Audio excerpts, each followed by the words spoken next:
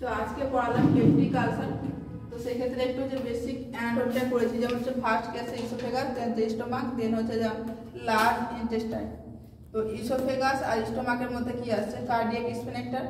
দেন হচ্ছে আমরা কি হচ্ছে কি জানি যে স্টোমাকের 4টি পার্ট, যেমন হচ্ছে কার্ডিয়াক, ফান্ডাস, দেন হচ্ছে যে বডি, পাইলোরাস পার্ট, বা এই পার্টটাকে হচ্ছে লেসার কার্ভেচার বলে, আর হচ্ছে এই সাইডটাকে হচ্ছে গ্রেটার কার্ভেচার বলে। বা এখানে পেশেন্টে তারপরে কি শুরু হচ্ছে যে আমাদের লার্জ ইন্টেস্টাইনে 3টে পার্ট আছে, যেমন ডিওডিনাম, জেজুনাম, ইলিয়াম। তো এখানে কি হচ্ছে ফার্স্ট পার্টটা যেমন যে বোঝানোর চেষ্টা করেছে ডিওডিনাম। তো এখানে ফার্স্ট যেটা দেখা যায় আলসার, এসোফেজিয়াল আলসার দেখা যায়, গাস্ট্রিক আলসার আর হচ্ছে ডিওডিনাল আলসার। তো আলসারটা কি, আলসারটা হচ্ছে যে এইচসিএল আর মিউসিনের মধ্যে কি হচ্ছে ইমব্যালেন্স হচ্ছে স্টোমাকের মধ্যে। এর ফলে কি হচ্ছে এইচসিএল কি করছে যে মিউকোজাল লেয়ারকে পেনিট্রেট করছে, তাকে কি বলে আলসার বলে। তো causes of peptic ulcer, first যেটা মোস্ট কমন কজ দেখা যায় সেটা হচ্ছে এইচ পাইলোরিক ব্যাকটেরিয়ার জন্য দেখা যায়, গ্রাম নেগেটিভ। বা এক্সেসিভ ইউজ করে গ্যাস্ট্রিক ইরিটেন্ট, যেমন টি, কফি, স্পাইসি ফুড বা অ্যালকোহল বা স্মোকিং বা অ্যান্টাসিড, এই সমস্ত মেডিসিন ইউজ করলে কি হয় পেশেন্টের ক্ষেত্রে যে পেপটিক আলসার দেখা যায়।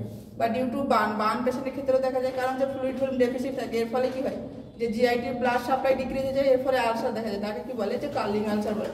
বা ডিউ টু ইনক্রিজ আইসিপি, যদি আইসিপি বেশি থাকে তাহলে কি হবে, ইনক্রিজ থাকে, তাহলে পেশেন্টের ক্ষেত্রে ভেগাস স্টিমুলেশন থাকবে, এর ফলে কি হয় যে প্যারাসিম্প্যাথিক সাপ্লাই ইনক্রিজ হয়, এক্ষেত্রে আলসার দেখা যায়। দেন হচ্ছে আমরা টাইপস অফ আলসার, আমরা এখানে 3 টাইপস অফ আলসার পড়েছি। ফার্স্ট হচ্ছে যে কি ইসোফেজিয়াল আলসার। ইসোফেজিয়াল আলসারটা দেখা যায় 1/3 পার্ট অফ ইসোফেগাস।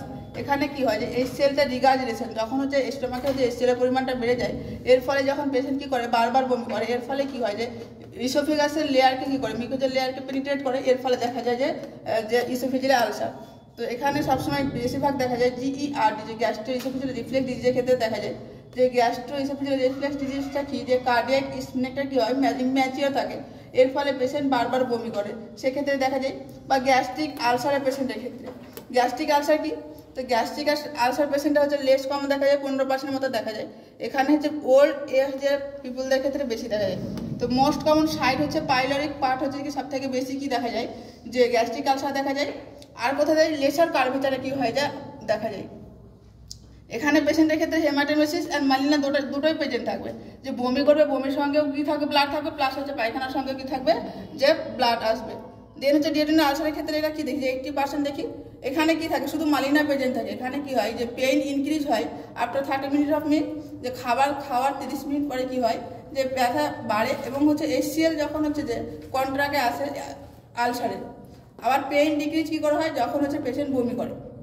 আর একটা হতে পারে যে পেন কি হয় যে ইনক্রিজ হয় আফটার 2 to 3 আওয়ার্স অফ মিল, যে খাবারের 2 থেকে 3 ঘন্টা পর কি হয় যে ব্যথা বাড়ে, ওই জন্য মিড নাইট পেনও বলা হয় অনেক সময় এটাকে। তো ফুড কি হচ্ছে কন্ট্যাক্ট আসছে আলসারের ক্ষেত্রে, এক্ষেত্রে কি হয় যে পেন ডিক্রিজ হয় আফটার মিল। কি করে হচ্ছে যখন হচ্ছে যে পেশেন্ট না খেয়ে থাকে তখন কি হচ্ছে পাইলোরিক পার্টটা কি হচ্ছে স্পিনেক্টারটা হচ্ছে রিল্যাক্স থাকছে, এর ফলে কি হচ্ছে যে স্টোমাক থেকে এইচসিএল সিক্রেট হচ্ছে, এটা কি হচ্ছে যে আলসারের কন্ট্যাক্টে আসছে। আবার যখন পেশেন্ট খাবার খাচ্ছে তখন কি হচ্ছে যে কন্ট্রাক্ট হয়ে যাচ্ছে পাইলোরিক পার্ট, দেন হচ্ছে যে কি হচ্ছে যে এইচসিএলটা সিক্রেট হচ্ছে না, এর ফলে কি হচ্ছে ব্যথা কি হচ্ছে যে করছে না। তো আজকে এই পর্যন্ত।